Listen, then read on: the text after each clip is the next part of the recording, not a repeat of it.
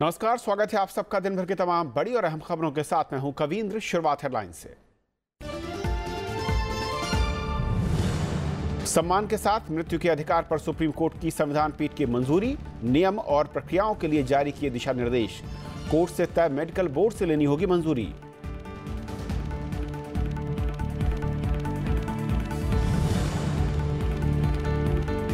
संसद के दोनों सदनों में लगातार 5वें दिन भी गतिरोध। पीएनबी मुद्दे पर कांग्रेस प्रधानमंत्री के जवाब की मांग पर कायम। आंध्र प्रदेश कावेरी पर टीडीपी और एआईएडीएमके के रुख में कोई बदलाव नहीं। सरकार नियमों के तहत चर्चा को तैयार।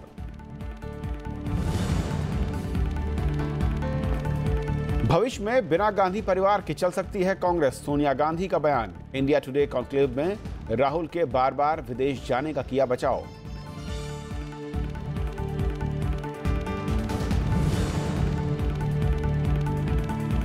नागपुर में चल रहे आरएसएस के अखिल भारतीय प्रतिनिधि सभा सम्मेलन में अगले कार्यवाहक का होगा चुनाव। बैठक में 3 साल का खाका होगा तैयार। देश भर में 1500 प्रतिनिधि और 39 संगठन ले रहे हैं हिस्सा।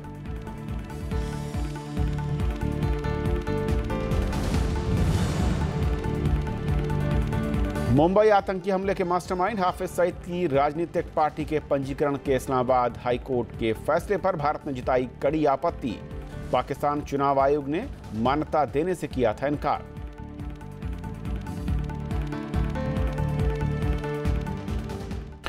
सुप्रीम कोर्ट ने लिविंग विल को मान्यता देते हुए लाइलाज रोगियों को सम्मान के साथ मृत्यु की इजाजत दे दी है।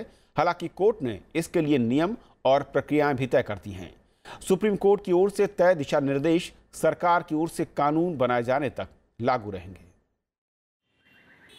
सुप्रीम कोर्ट के 5 न्यायाधीशों के संविधान पीठ ने लिविंग विल में पैसिव यूथेनेशिया यानी सम्मान के साथ मृत्यु की इजाजत दे दी है। संविधान पीठ ने इसके लिए गाइडलाइन भी जारी की हैं।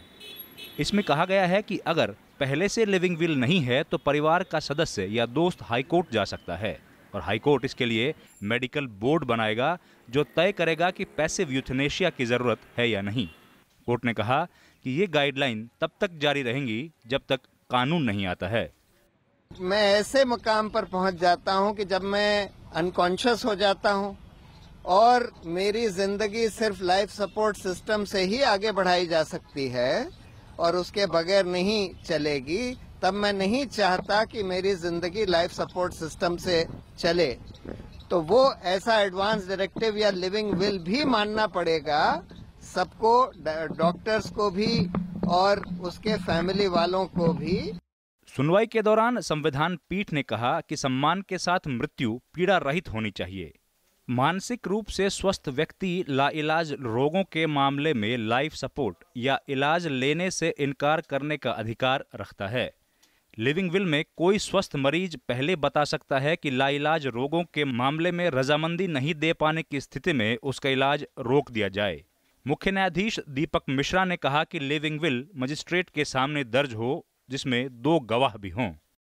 सही मानों में एक व्यक्ति जो इस तरह से बिस्तर पर पड़ा हुआ है अस्पताल के कि जिसको ना हालचाल है, ना ज़हन चलता है, ना शरीर का कोई भाग काम कर रहा है और डॉक्टरों ने जवाब दे दिया है कि रिकवरी होने के कोई चांसेस नहीं है, मिराकल लाखों में एक होती है, तो ऐसी सूरत में वो राइट टू लाइफ जो है उसका दुरुपयोग नहीं होना चाहिए। The Supreme Court judgment is only 50% positive. According to us, we don't want to live at all. We want to die while we are quite fit. Supreme Court judgment does not help us. Even it does not help the people who are terminally ill. संविधान पीठ के सामने सवाल था कि जब सम्मान से जीने को अधिकार माना जाता है तो सम्मान के साथ मरने को भी अधिकार क्यों न माना जाए। मरीज को उसकी मर्जी के खिलाफ सपोर्ट सिस्टम पर जीने को क्यों मजबूर किया जाए। पैसिव यूथेनेशिया यानी सम्मान के साथ मृत्यु वो स्थिति है जब किसी मरणासन्न व्यक्ति की मौत की तरफ बढ़ने या लाइलाज बीमारी के चलते इलाज देना बंद कर दिया जाता है। लंबे अरसे से चल रही बहस पर सुप्रीम कोर्ट के इस फैसले के बाद विराम लग गया है। साथ ही साथ सुप्रीम कोर्ट के इस अहम फैसले ने संविधान के तहत दिए गए जीवन के अधिकार को भी नए ढंग से परिभाषित किया है।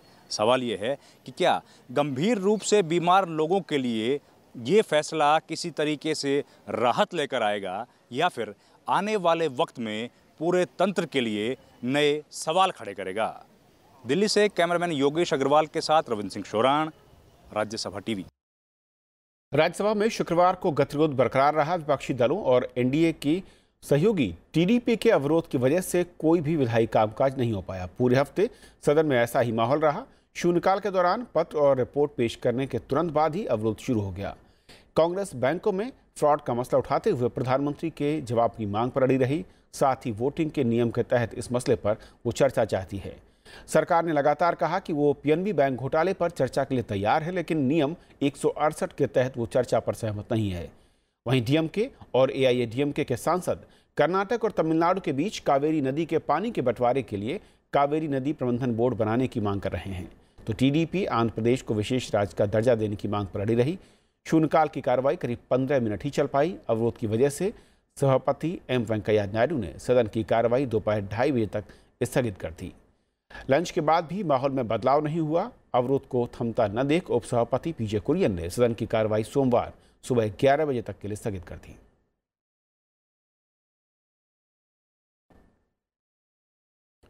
लोकसभा में शुक्रवार को लगातार 5वें दिन भी गतिरोध बरकरार रहा। विपक्ष के कई मुद्दों पर अवरोध की वजह से विधायी कामकाज नहीं हो सका। इस तरह से बजट सत्र के दूसरे चरण के पहले हफ्ते में अवरोध की वजह से सूचीबद्ध विधायी कामकाज नहीं हो पाए। सदन की कार्रवाई शुरू होते ही विपक्षी दलों के सांसद आसन के करीब आकर नारेबाजी करने लगे और उसके बाद लोकसभा अध्यक्ष सुमित्रा महाजन ने पहले कार्रवाई को दोपहर 12 बजे तक के लिए स्थगित किया। दोपहर 12 बजे कार्रवाई दोबारा शुरू हुई तो एक बार फिर विपक्षी सांसद अपनी मांगों को लेकर आसन के करीब आकर नारेबाजी करने लगे।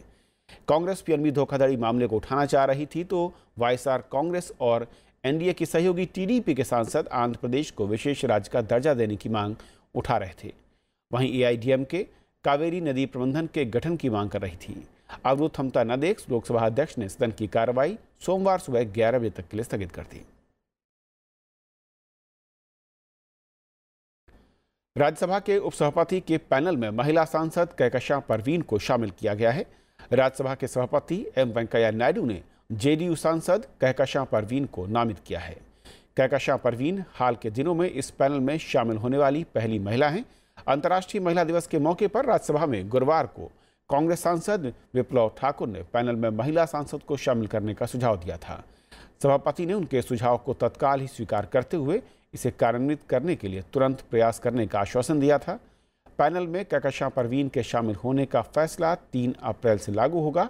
वो पैनल में बसावराज पाटिल की जगह लेंगी। बसावराज पाटिल का कार्यकाल 2 अप्रैल को खत्म हो रहा है।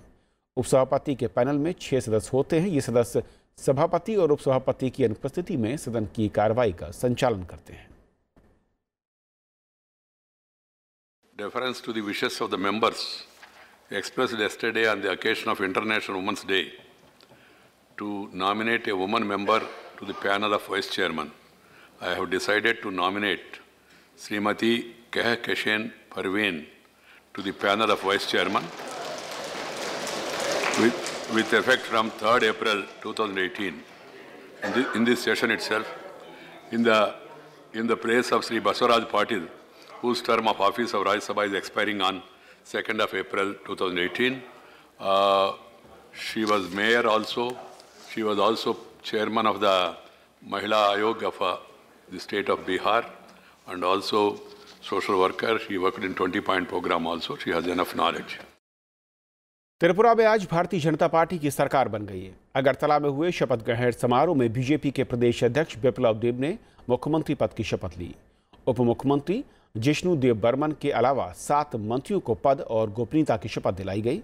इस मौके पर प्रधानमंत्री नरेंद्र मोदी ने त्रिपुरा सरकार को राज्य के विकास में केंद्र की ओर से पूरा सहयोग देने की बात कही। अगरतला के असम राइफल्स मैदान में शुक्रवार को बीजेपी सरकार का शपथ ग्रहण समारोह हुआ। राज्यपाल तथागत राय ने बिप्लब कुमार देब को मुख्यमंत्री पद की शपथ दिलाई। बिप्लब कुमार देब भगवान नामे दृढ़ विश्वासेर सहित शपथ करिতেছি যে আইনত প্রতিষ্ঠিত ভারতীয় সংবিধানের প্রতি দৃঢ় বিশ্বাস ও আনুগত্য রক্ষা করিব।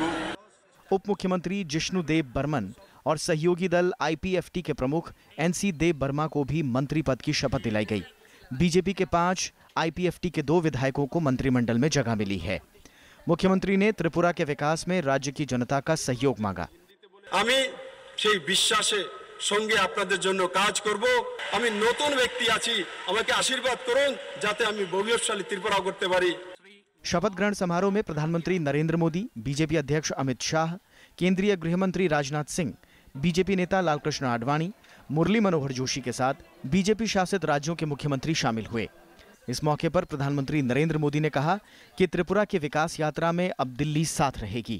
उन्होंने केंद्र की ओर से त्रिपुरा को मदद का भरोसा दिया।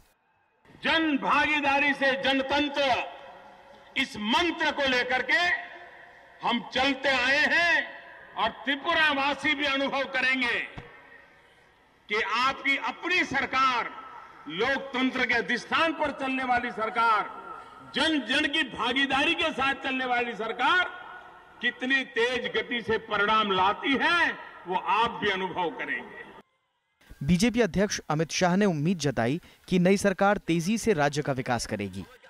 त्रिपुरा शांति के मार्ग पर आगे बढ़े, त्रिपुरा विकास के मार्ग पर आगे बढ़े और मुझे भरोसा है विप्लव जी और उनकी टीम मोदी जी के नेतृत्व में त्रिपुरा को शांति और विकास के मार्ग पर आगे ले जाएगी। त्रिपुरा में पहली बार बीजेपी सरकार का गठन हुआ है। राज्य में 59 सीटों पर हुए चुनाव में बीजेपी ने 35 और सहयोगी पार्टी आईपीएफटी ने 8 सीट जीतकर सत्ता हासिल की है। बीजेपी गठबंधन ने यहां 25 साल से शासन कर रही सीपीएम को सत्ता से बाहर कर दिया। Bureau report, Rajya Sabha TV. Bharat और फ्रांस हिंद प्रशांत क्षेत्र की सुरक्षा और शांति के लिए साथ मिलकर काम करेंगे। इस बारे में शनिवार को दोनों देश साझा घोषणा कर सकते हैं। इस घोषणा से हिंद प्रशांत में भारत के लिए फ्रांस के नौसैनिक अड्डों का इस्तेमाल करने का रास्ता भी खुल सकता है। फ्रांस के राष्ट्रपति इमैनुअल मैक्रॉन 3 दिनों की यात्रा पर आज दिल्ली पहुंचेंगे। इस दौरान वो आगरा और वाराणसी भी जाएंगे। फ्रांस के राष्ट्रपति इमैनुअल मैक्रॉन शनिवार को प्रधानमंत्री नरेंद्र मोदी के साथ शिखर वार्ता में शामिल होंगे। फ्रांस के राष्ट्रपति की ये पहली भारत यात्रा है। बातचीत के एजेंडे में हिंद प्रशांत क्षेत्र में दोनों देशों की संयुक्त रणनीति बनाना प्रमुख है।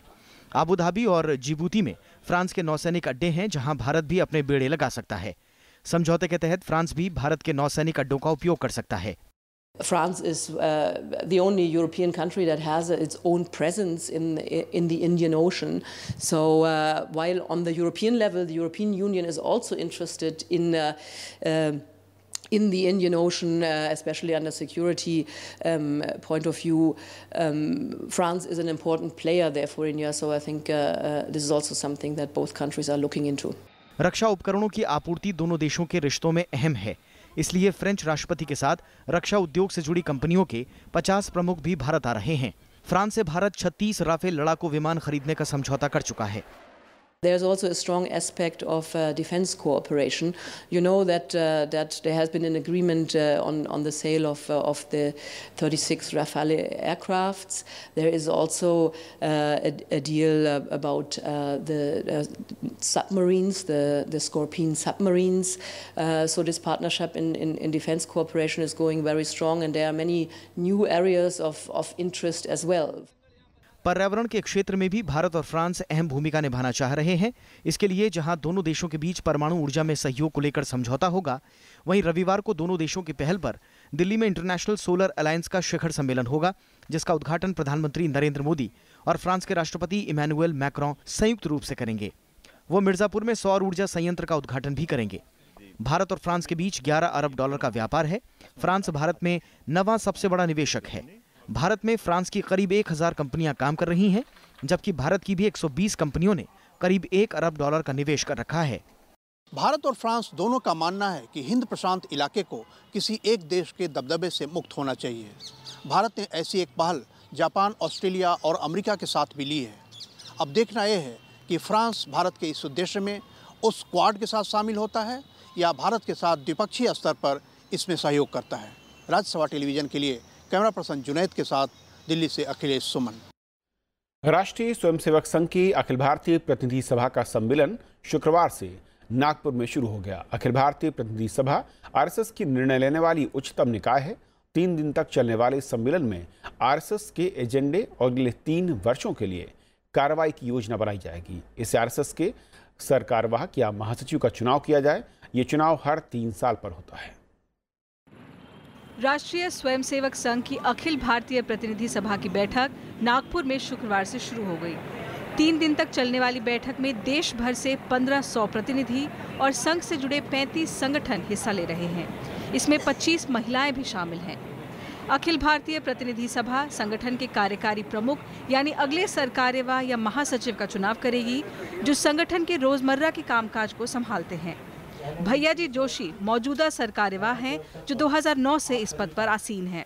सारे देश की एकता अखंडता के लिए उन्होंने जीवन भर प्रयत्न किया, सभी प्रकार के विवादों को समाप्त करने का प्रयत्न किया और पाकिस्तान की जो दुर्नीतियां रहती हैं उसके विरुद्ध वे लद्दाख जैसे दुर्गम क्षेत्र में हिम्मत के साथ खड़े रहे।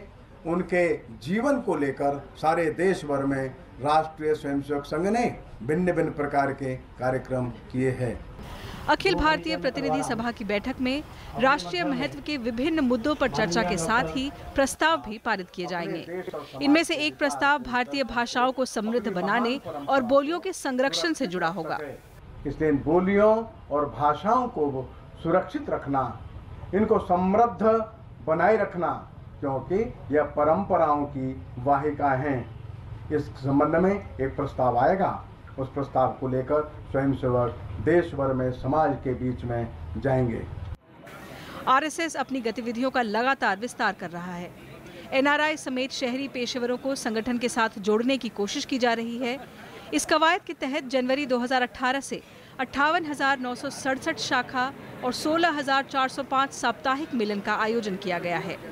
अपने वार्षिक प्रतिवेदन में आरएसएस ने हिंसा और सार्वजनिक संपत्तियों को नुकसान पहुंचाने वाली घटनाओं की निंदा की और साथ ही समस्याओं को सुलझाकर सौहार्दपूर्ण वातावरण बनाने पर भी जोर दिया। नागपुर से कैमरा पर्सन संजय कुमार के साथ Kriti Mishra, Rajya Sabha TV. UPA chairperson और कांग्रेस की पूर्व अध्यक्ष सोनिया गांधी ने बीजेपी पर गलत बयानबाजी का आरोप लगाया है। उन्होंने ये कहा कि 2004 में उन्हें मालूम था कि डॉक्टर मनमोहन सिंह प्रधानमंत्री पद के लिए सबसे उचित उम्मीदवार थे। सोनिया गांधी ने यह भी साफ किया कि 2019 में रायबरेली से लोकसभा चुनाव लड़ेंगी या नहीं, इस बारे में आखिरी फैसला कांग्रेस पार्टी करेगी। कांग्रेस की पूर्व अध्यक्ष सोनिया गांधी ने शुक्रवार को केंद्र सरकार और बीजेपी पर कई सवाल उठाए।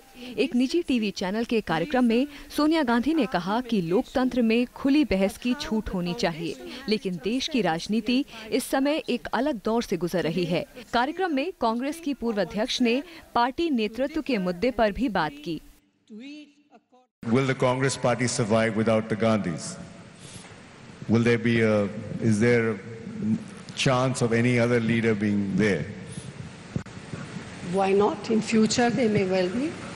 सोनिया गांधी ने मौजूदा सामाजिक और राजनीतिक हालातों पर भी चिंता जताई। उन्होंने कहा कि सत्ता में बैठे लोग गलत बयान दे रहे हैं और राष्ट्र निर्माण के लिए जिन लोगों ने काम किया उनकी छवि धूमिल की जा रही है। पार्टी अध्यक्ष राहुल गांधी के कामकाज पर सोनिया गांधी ने कहा कि काम करने का हर किसी का अपना तरीका होता है। उन्होंने राहुल गांधी के बार-बार छुट्टी पर जाने के मसले पर भी जवाब दिया। I can tell you there are plenty of people in our party who take off for holidays in between. That's fine. Because we never knew, you never hear about it. I know about it. You never hear about it. That's fine. आम आदमी से कांग्रेस की बढ़ रही दूरियों पर सोनिया गांधी ने कहा कि पार्टी को लोगों से जुड़ाव के लिए नए तरीकों की जरूरत है। साथ ही पार्टी को अपनी योजनाओं और नीतियों को नए तरीके से पेश करना होगा। सोनिया गांधी ने अगले लोकसभा चुनाव में कांग्रेस की सत्ता में वापसी का भरोसा जताया। उन्होंने कहा कि चुनाव के वक्त कांग्रेस का मुख्य मुद्दा मोदी सरकार के अधूरे वादे होंगे। सोनिया गांधी यूपीए की चेयरपर्सन भी हैं और विपक्षी दलों को एकजुट करने के लिए उन्होंने 13 मार्च को विपक्ष के नेताओं को डिनर पर बुलाया है। Bureau report, Rajya Sabha TV. Maharashtra विधानसभा में शुक्रवार को वित्त मंत्री सुधीर मुनगंटीवार ने फडणवीस सरकार का चौथा बजट पेश किया। बजट में किसानों पर मुख्य ध्यान दिया गया है। खेती पर अलग अलग योजनाओं के लिए 25,000 करोड़ रुपए का आवंटन है। फसल बीमा, रियायती दर पर कर्ज और सिंचाई सुविधा बढ़ाने का भी ऐलान किया गया। प्रधानमंत्री कृषि सिंचाई योजना से जुड़े 26 प्रोजेक्ट्स के लिए 3,115 करोड़ रुपए का प्रावधान है। अगले 5 वर्षों में कौशल विकास के तहत 10 लाख युवाओं को ट्रेनिंग दी जाएगी। महाराष्ट्र में 6 नए कौशल विश्वविद्यालय भी खोले जाएंगे और इसके अलावा अंतर्राष्ट्रीय स्तर के 100 स्कूल शुरू करने की योजना है। 40 करोड़ रुपए की लागत से राज्य के सभी बस डिपो की मरम्मत की जाएगी। साथ ही सड़कों की मरम्मत और पुनर्निर्माण के लिए 10,828 करोड़ रुपए का प्रावधान है। मुंबई मेट्रो के तीसरे चरण के लिए 90 करोड़ रुपए का आवंटन किया गया है, तो पुणे और नागपुर मेट्रो के लिए 180 करोड़ रुपए दिए जाएंगे। पर्यावरण के लिहाज से राज्य में पेड़ लगाने के लिए 15 करोड़ का बजट रखा गया है। महाराष्ट्र में पानी बचाने के लिए चलाए जा रहे जलयुक्त शिविर अभियान के लिए 1500 करोड़ रुपए खर्च किए जाएंगे। इसके अलावा और भी कई प्रावधान शामिल हैं।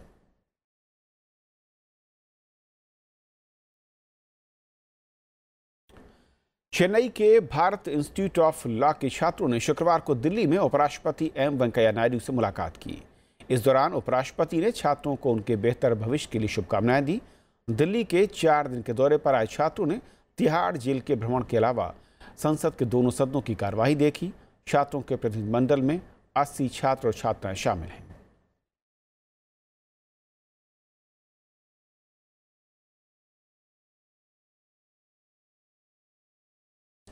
राष्ट्रपति रामनाथ कोविंद ने आज राष्ट्रपति भवन में fulfilling Bapu's dream prime minister Modi's tribute Gandhi ji की किताब का विमोचन किया, जिसमें गांधी जी के विचारों को पूरा करने के लिए प्रधानमंत्री नरेंद्र मोदी और केंद्र सरकार की ओर से उठाए गए कदमों का जिक्र और तस्वीरें हैं। राष्ट्रपति रामनाथ कोविंद ने शुक्रवार को राष्ट्रपति भवन में fulfilling Bapu's dream prime minister Modi's tribute to Gandhi ji किताब का विमोचन किया। इस मौके पर बापू के स्वच्छ भारत के सपने को पूरा करने के लिए प्रधानमंत्री की ओर से पहल की तारीफ की। स्वच्छता को एक राष्ट्रीय जन आंदोलन का रूप देते हुए देश के सामने गांधी जी की 150वीं पुण्य तिथि यानी 2 अक्टूबर 2019 तक स्वच्छ भारत मिशन का लक्ष्य देकर प्रधानमंत्री नरेंद्र मोदी जी ने गांधी जी के स्वच्छता के प्रति आग्रह को देश के जनमानस से जोड़ा है। Fulfilling Bapu's dream prime minister Modi's tribute to Gandhi ji coffee table book को ब्लू क्राफ्ट डिजिटल फाउंडेशन और सुलभ इंटरनेशनल ने लिखा है। इसके पहले हिस्से में प्रधानमंत्री नरेंद्र मोदी की ओर से महात्मा गांधी जी पर कही गई बातों को शामिल किया गया है। साथ ही तस्वीरों के जरिए संदेश देने की कोशिश की गई है। किताब के दूसरे हिस्से में महात्मा गांधी के विभिन्न विचारों को शामिल किया गया है। साथ ही एनडीए सरकार की ओर से इन मुद्दों को लेकर उठाए जा रहे कदमों की जानकारी भी दी गई है। Bureau report, Rajya Sabha TV. Bharat ने मुंबई हमले के मास्टरमाइंड और जमात-उद-दावा के प्रमुख हाफिज सईद की पार्टी को मान्यता दिए जाने का रास्ता साफ होने पर कड़ा ऐतराज जताया है। विदेश मंत्रालय के प्रवक्ता रवीश कुमार ने प्रतिक्रिया देते हुए कहा कि हाफिज सईद को लेकर पाकिस्तान लगातार बेनकाब हो रहा है। उन्होंने बताया कि भारत समेत अंतर्राष्ट्रीय समुदाय भी ये मानता है कि हाफिज सईद के खिलाफ पाकिस्तान ने कार्रवाई नहीं की है। दरअसल गुरुवार को इस्लामाबाद हाई कोर्ट ने चुनाव आयोग के पुराने फैसले को खारिज कर दिया था, जिसमें हाफिज सईद के राजनीतिक मंच मिल्ली मुस्लिम लीग को राजनीतिक पार्टी के तौर पर मान्यता देने से इनकार कर दिया गया था। आपको देखना पड़ेगा कि अदालतें क्यों कर रही हैं, ये आपको समझना पड़ेगा कि आपका कहना बिल्कुल सही है, बट आपको समझना पड़ेगा अदालतें क्यों कह रही हैं कि ऐसा करो वैसा करो, जबकि वो प्रोस्क्राइब्ड टेररिस्ट हैं, यूएन डेजिग्नेटेड टेररिस्ट हैं। पाकिस्तान को अंडर इंटरनेशनल ऑब्लिगेशंस उनके खिलाफ एक्शन लेना है। ये उनका दायित्व बनता है, ये उनका दायित्व बनता है कि ये उसको कन्विंस करें कि ये जो स्टेप्स लिए जा रहे हैं वो नहीं हों। बाकी जितने इंटरनेशनल ऑर्गेनाइजेशंस हैं, जो बाकी कंट्रीज हैं, जो एक टेररिज्म के खिलाफ एक मुहिम है, सबका यही कहना है कि ये जो हो रहा है ये गलत है। आखिरी लीग मैच में आयरलैंड से हारकर भारत अजलन-शाह हॉकी टूर्नामेंट से बाहर हो गया है। आयरलैंड ने भारत को 3-2 से हरा दिया। साथ ही भारतीय टीम के अब फाइनल में जगह बनाने की उम्मीद खत्म हो गई। भारत को फाइनल में पहुंचने के लिए इस मैच को बड़े अंतर से जीतने की जरूरत थी। मैच की शुरुआत में भारतीय टीम अच्छे फॉर्म में दिखी और 10वें मिनट में रमनदीप सिंह के गोल के साथ आयरलैंड पर बढ़त ली। इसके बाद दूसरे क्वार्टर में आयरलैंड ने गोल दागकर स्कोर को बराबर कर दिया। भारत ने 26वें मिनट में एक बार फिर गोल कर 2-1 से बढ़त बनाई। हालांकि 2 क्वार्टर के बाद आयरलैंड का दबदबा बढ़ गया और तीसरे क्वार्टर के शुरू में ही आयरलैंड ने गोल दागकर स्कोर को 2-2 पर बराबर कर दिया। इसके बाद आखिरी क्वार्टर में एक बार फिर आयरलैंड ने गोल किया, जिसके बाद भारत वापसी नहीं कर सका। टूर्नामेंट की नंबर 1 टीम ऑस्ट्रेलिया पहले ही फाइनल में जगह बना चुकी है।